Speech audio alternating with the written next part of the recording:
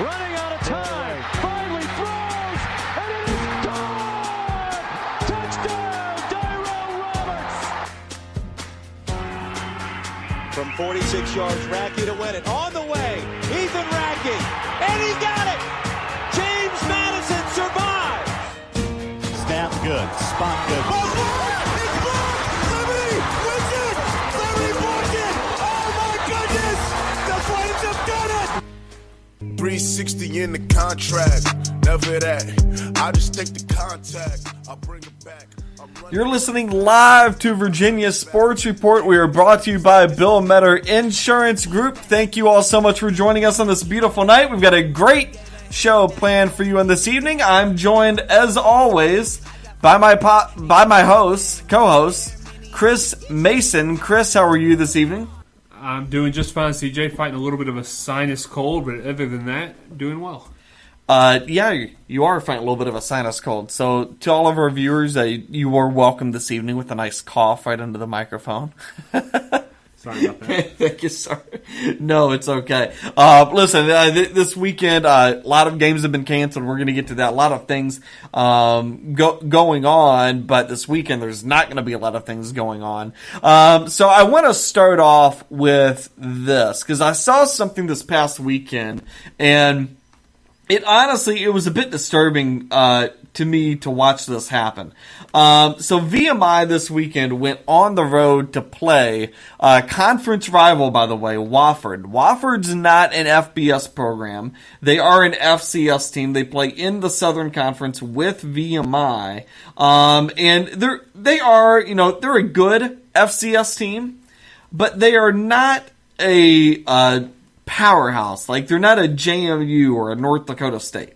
This is probably a team, probably makes the playoffs.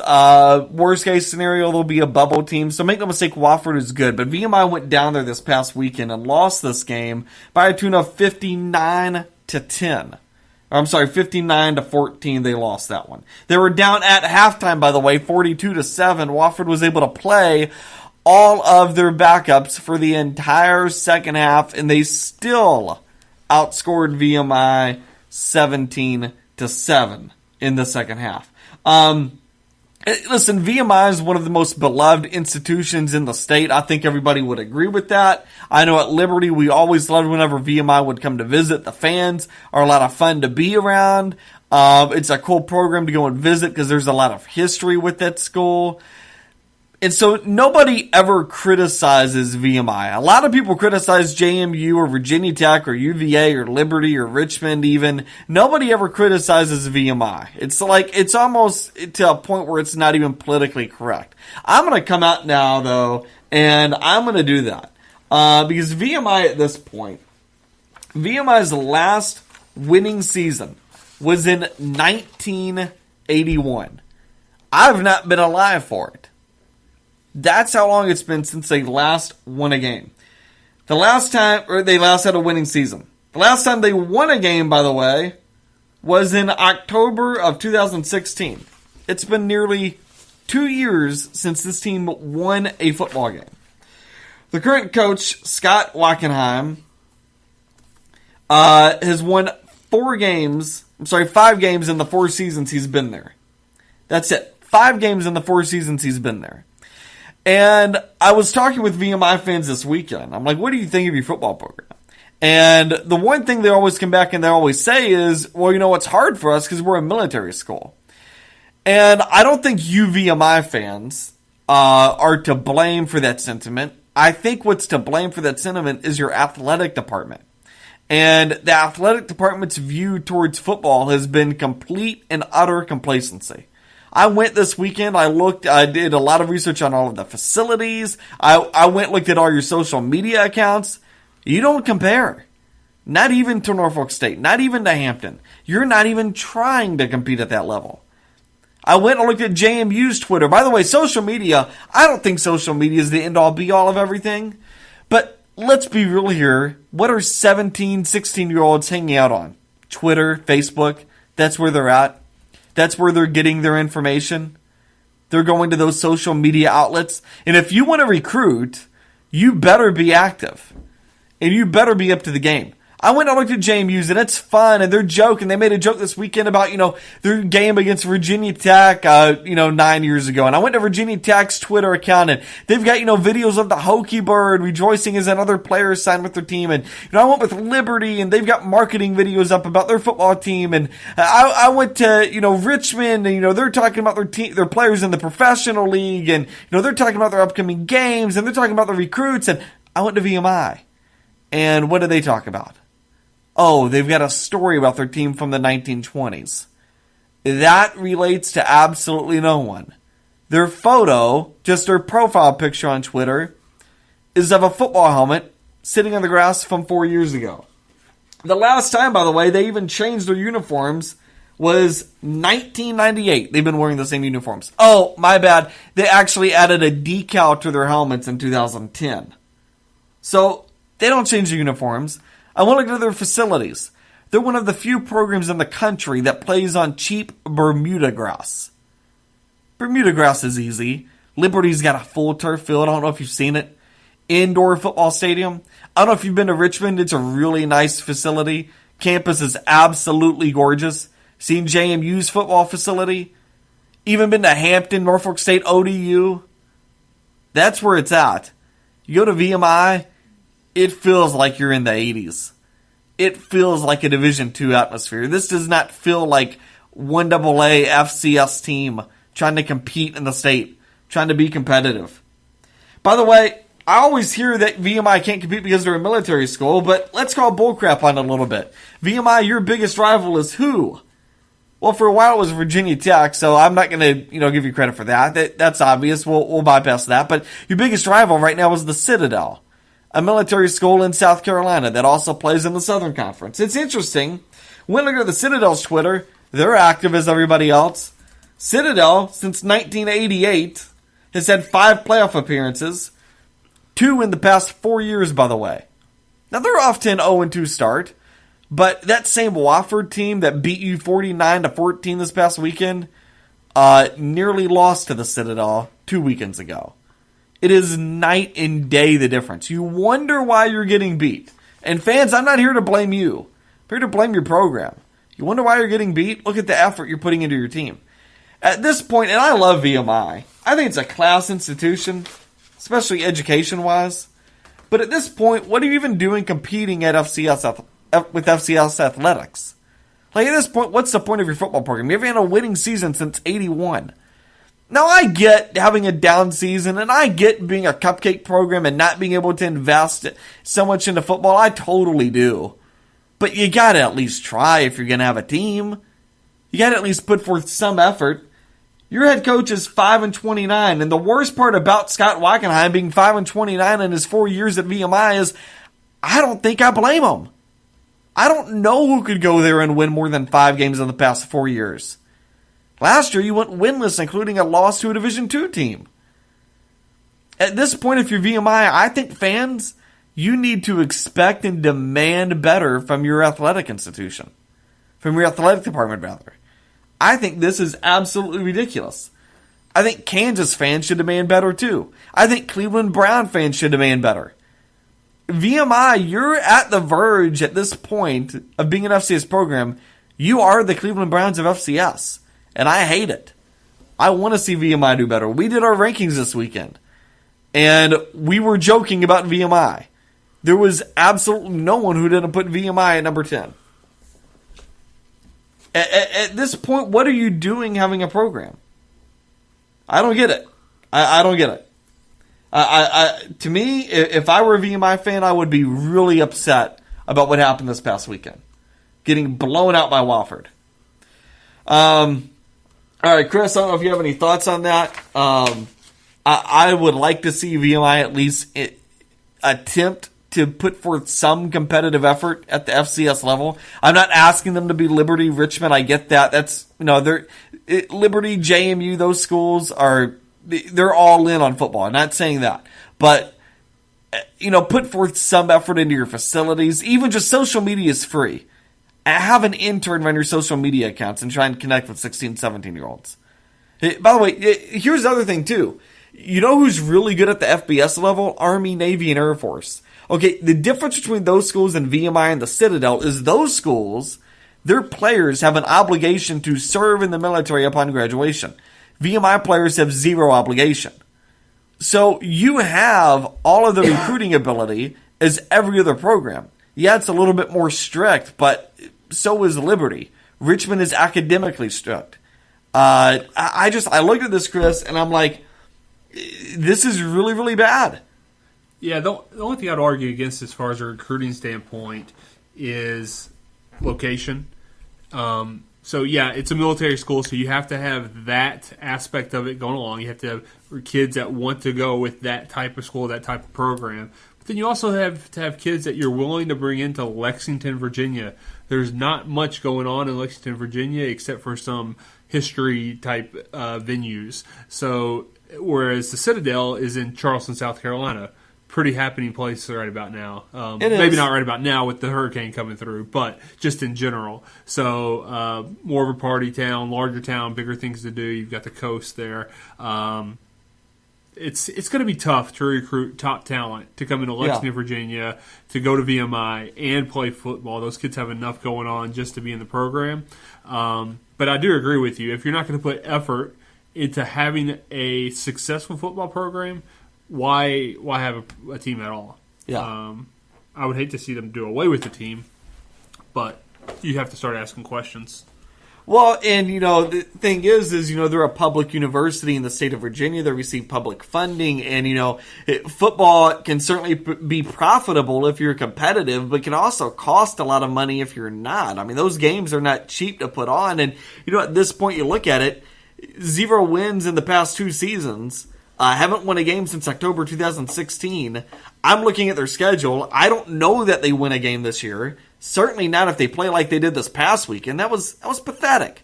I don't see any room for improvement with this team. And when you're dwelling at the bottom like this, you should have only room for improvement. But to me, this is bad. And if I'm a VMI fan, I would be very upset with this. I mean, again, it's one thing to be mediocre. It's another thing to be the worst on a consistent basis and not at least try. And I look at VMI and I don't see any evidence of them trying. Anyways, so segue to this. I was very excited this weekend, Chris, not this weekend, but today. Something happened today that has not happened, I feel like, in forever. I was driving here to do the podcast, and I saw the sun. I feel like that hasn't happened at all. Like last night. It was out for about 2 hours today. What's that? The sun was out for about 2 hours about today. 2 hours today. Yeah. And, last night I'm sure everybody in Roanoke enjoyed waking up at 12:30 to an alarm saying that there's a flash flood happening next door. Like last night I went and looked outside, and my road next to our house basically was another river. I don't know that I've seen anything like that in a really long time. Now we've got this hurricane potentially coming, so we've got all these cancellations happening. Absolutely absurd. We're going to get to our news segment here with Chris. He's going to tell us about all of the cancellations, everything happening in the state of Virginia. Chris with the news. Okay, this week's news is more about things not happening than things that are happening. First, we'll start off with the one thing that is happening. UVA has mentioned that they are going to increase their running attack by involving Jordan Ellis more in the game. So far this season, though, he already has 32 carries for 209 yards, so they're already using him quite a bit. What do you think about their new plan of attack, CJ? I think it's absolutely necessary. He's been incredibly consistent these past 2 games. I thought they should have used him more at Indiana. He only got 12 carries in that game. It was a rainy game. It was, ball slipping around. Bryce Perkins couldn't complete passes because the ball was slippery. You've got a young quarterback in there. I thought they should have went to him more. They're trying to run this RPO offense, and RPO stands for run pass option. So the first word of that is run. The key to any successful running game is through your running back. 12 carries in a game like that, I don't think that's acceptable. I know they only lost by 4 points in that one, but I look at that. Mendenhall has to utilize him more. He's a huge running back, and I mean, physically, he's a big running back. He wears down defensive lines. He's consistent. He gets you 5-6 yards a carry. I think going forward, he has to be a focal point of that offense. Yes, agreed. Moving on, the games that have been rescheduled or postponed. A lot of games across the state have been canceled or postponed. Yeah. I'm just going to run down the list here for you guys. Norfolk State at Liberty rescheduled for December 1st. Now, that one, by the way, before you move on, that one is contingent on Norfolk State not making the postseason. So if they make the postseason, that game won't happen at all. Now, chances that them making the postseason are incredibly slim. That's not going to happen. But it does have that contingency in there. Good news for Thursday night football fans. Robert Morris at JMU has been moved up to tomorrow night. Yeah, so that's going to be great. JMU's home opener. I'm actually I think that won't be on TV. That's going to be a fun one to watch tomorrow. Yeah, and JMU fans, man, I've spent some time in JMU during football season, and they love it up there, and so I'm sure that Harrisonburg will be a popping place tomorrow night. Yeah. UVA at Ohio is moved to Vanderbilt. So they just moved completely out of the state and is scheduled for a 4:30 kickoff on Saturday. ODU at Charlotte rescheduled to Thursday, moved up to this Thursday, 4 o'clock. Also, Richmond has moved its game to St. Francis, also moved to a Thursday game in Loretto. That one's going to be an interesting one on playing on St. Francis' small field there. Yeah. It's a very small stadium, very intimate atmosphere that they've got. Yeah, Tennessee State at Hampton was completely canceled, and then Elon at William & Mary was postponed. And then finally, a lot of beef going about between ECU and Virginia Tech. ECU called Virginia Tech and said, basically, we're not coming. Too much danger on our end. Our player safety is more important than anything else to us, so we're just going to evacuate and not hold any practices or anything else. So that game has been canceled with no announcement as far as rescheduling. Yeah, I think, and Virginia Tech, by the way, did not want that to happen. Virginia Tech fought that game being canceled. They were trying to they wanted to wait a day before making any rash decision like that. And ECU said, well, no, we're going to go and do it. And so, there's a lot of Tech fans that are upset about this. I honestly, I get Tech's point of, ECU's trying to lose this to prevent a loss going on their record. I get that. But at the same time, for ECU, that's a tough trip to make. Not just for the players, but families, fans. You've also, it's not just, by the way, when a football game happens, you've got to look at the sideline. Because these games are not just the players and the coaches making it happen. I don't know if you've ever been to, if you've ever gotten into a stadium early, but I've worked these games before as a mascot, and we'd always get there about 4 hours before kickoff. So when we'd get there, they had already been setting up for about 3 hours before we would even arrive for those games. And there's a lot of setup that goes into place. I mean, there's equipment all up and down the sidelines. It's not like basketball, where basically all you need is a scoreboard, some lights, and a ball, and you're good to go. Football, it is a whole different animal getting all that set up. So you're talking about getting equipment piled into a truck, getting that out of there. By the way, the roads are completely packed. They'd have to get that to the stadium. That's an entire mess, and they're going to go up there, by the way, those players and coaches are going to be completely wiped from everything that's been going on this past week in preparation for this hurricane, and they're just not going to be ready for it. So they're going to go out there and they're going to get smoked. And so I know Virginia Tech wants this to happen because they look at it as, we're going to look really, really good beating them. But at the same time, to me, there's more important things than football, and you've got to understand when a team, even traveling on the road, it's really difficult for them to do that. Yep, and that's it for the news. All right, so that's it for the news. Chris, did you watch any of that UVA-Indiana game this past weekend? UVA went at Indiana, night game, rainy game, ended up losing there in the last couple of minutes. Yeah, I watched a little bit of it, flipping back and forth between several different games. Yeah, and so, I looked at that game. Bryce Perkins, a lot of people are talking about him. He had 2 fumbles in that game. Was only completing 50% of his passes, only threw for 100 yards.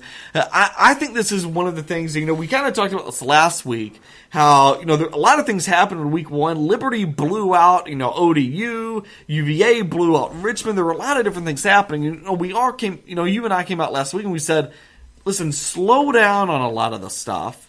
Things are going to be okay, but what you saw in week 1 is not realistic. And so UVA went at Indiana this week, and I thought they were dealt a little bit of realism. This is only Bryce's 2nd game with the team. He's not going to look perfect. I think they've still got a lot of work to do, especially on the defensive side. I mean, here's the thing. Indiana's running back Stevie Scott ran for 200 yards on 30 attempts. Okay, well, the game was wet, rainy, cold. That's what you do in a rainy game. You run the ball. Because it's slippery, players are slipping off of tackles, it's much more difficult to throw the ball. Conversely, UVA only gave Jordan Ellis, the running back, the ball 12 times. So UVA relied on Bryce Perkins for 49 of their plays in that game. I don't think you can rely on him for 49 plays in that game. You've got to get the ball into Ellis's hands more often if you expect this team to win. And I know they ran the ball for a lot, but Jordan Ellis provides a physicality that helps you throughout later part of the game. And if you go back to that game, where did UVA lose it? In the 4th quarter. They had a chance to win it, had the ball, driving, couldn't score though, because where was the pressure coming from? Indiana's defensive line. That's why you've got to have a successful running game, and they failed to establish that in that game. Yeah, and looking forward at UVA's schedule, I mean, there's not a lot on here where I'm marking down wins. Yeah, you have Ohio. Actually, was that one of the games that was canceled? No, they're going to play at Vanderbilt. That's right. They moved to Vanderbilt. Excuse me. So that was a home game. Now you have to travel to some awkward stadium that you're not familiar with. Play a team that you're probably not all that familiar with either. And so that might be difficult. I still give them the edge. But then they have to play Louisville at home, travel to NC State, host Miami, and then travel to Duke. Yeah. I mean, their next 5 games, or really their next 4 games after Ohio, are probable losses for them. Yeah. Now, Bronco Mendenhall has not lost to Duke in his career with UVA. So that's going for them. But, there's a lot of good things happening at Duke right now. They're off to a quick 2-0 start. Then you look at Louisville. Louisville's good. They've got talent. NC State's got a talented team. Miami, again, I know what you saw in week 1. They looked awful. They're way better than that. And Louisville's just a different animal, or LSU's a different animal altogether. I look at UVA. I thought them beating Indiana was almost like key to them getting into a bowl. And you look at the ACC Coastal, basically everybody but UNC looks pretty tough. Yeah. And looking at the back end of their schedule, there's some winnable games there. So they host UNC. Yeah. They host Pittsburgh. They host Liberty back to back to back. All 3 of those games are pretty winnable for UVA. So I think you're going to find out here, UVA, where you are in these next. Okay, so this Miami game, this Ohio game, you're going to get through it, probably get a win. But then those next 4 games, if you want to make a bowl, you have to win at least one, probably 2 of those games. Well, the thing is, though, is this game against Ohio this weekend. Yeah, they should win it, but they have to win it. If they could you imagine if they lose to Ohio this weekend? That's a season killer. They could lose 6 straight. Yeah, they could lose 6 straight, and then all of a sudden you start talking about a hangover game against UNC, a game right now it looks like they would win, but if they lose 6 straight, now the same time about that being a loss, it could really get ugly if they were to lose this weekend. So they should win against Ohio. But now we're going into a weird stadium, playing a team you don't really play often. You lose that one, and UVA's in a lot of trouble. They've still got work to do. I like them. I like what Mendenhall is doing. And I know I was high on them to begin the season, but that game this past Saturday, they needed that win, and they had a chance, and they couldn't convert it. I got one team that I thought looked good, though, was Richmond hosting Fordham, winning that one 52-7. And the thing I liked about it, you can't just, I don't think you can ever just take a game and you can say, okay, well, they won, so they look great. I think you got to take it and actually look at everything that happened. And the thing I loved about Richmond is I think they figured out their offense. And I think Kevin Johnson, their quarterback, he was our player of the week, by the way.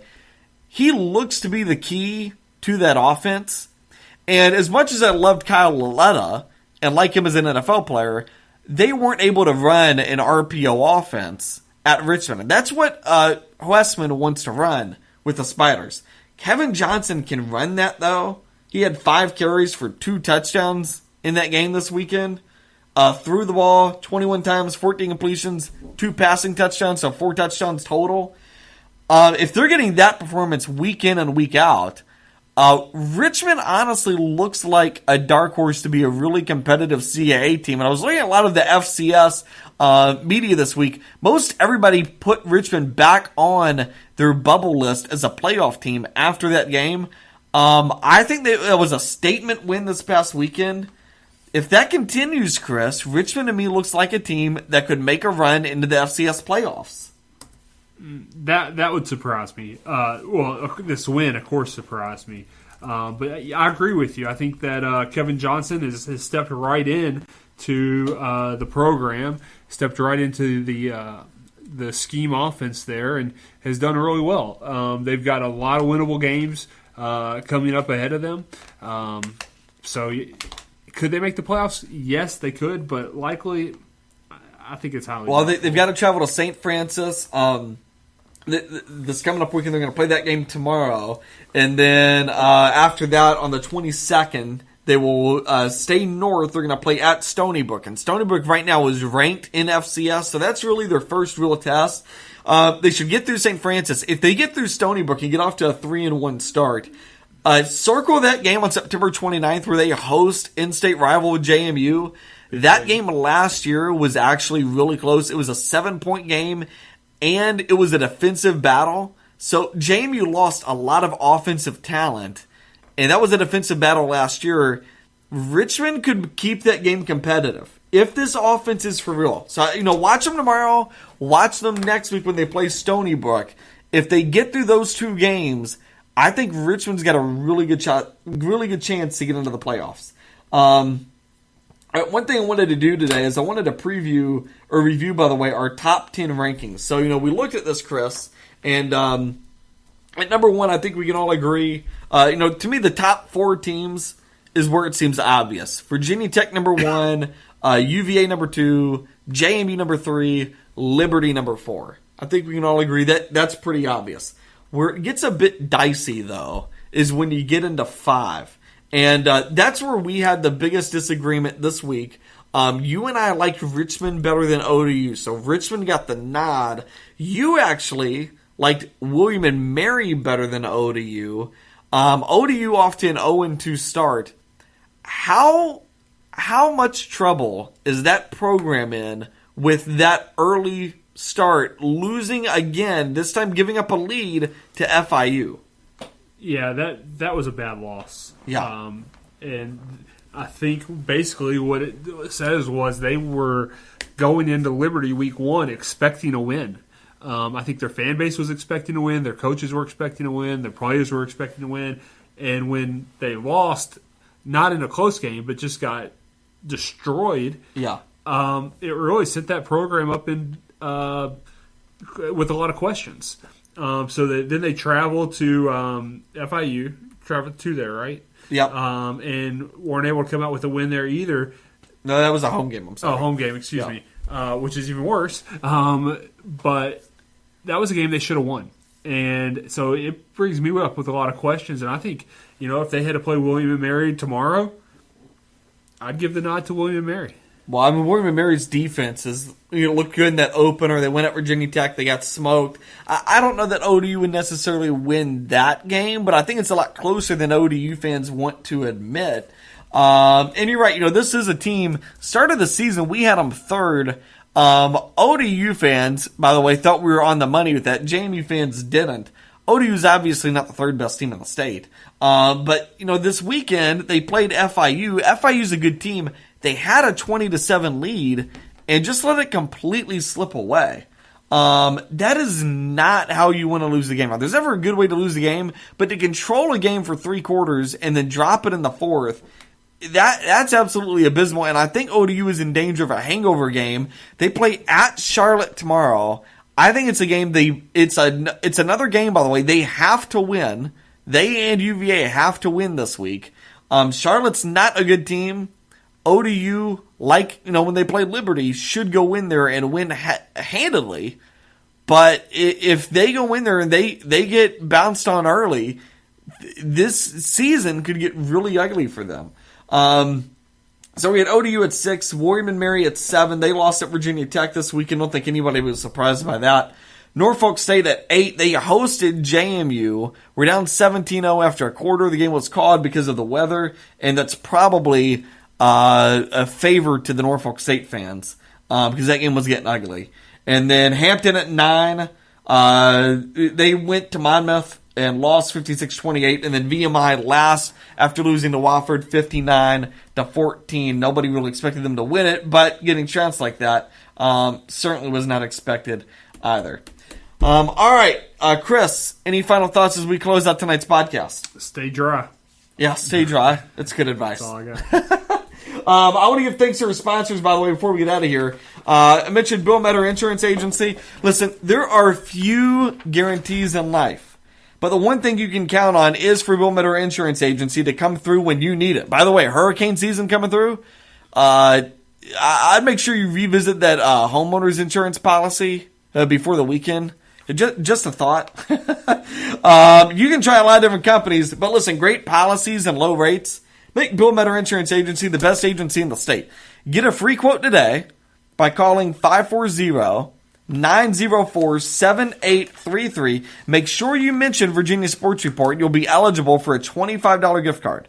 That number again, 540-904-7833. Want to thank all of you guys for listening to us. We will be back next week. This is Virginia Sports Report. There's nothing left to say. I know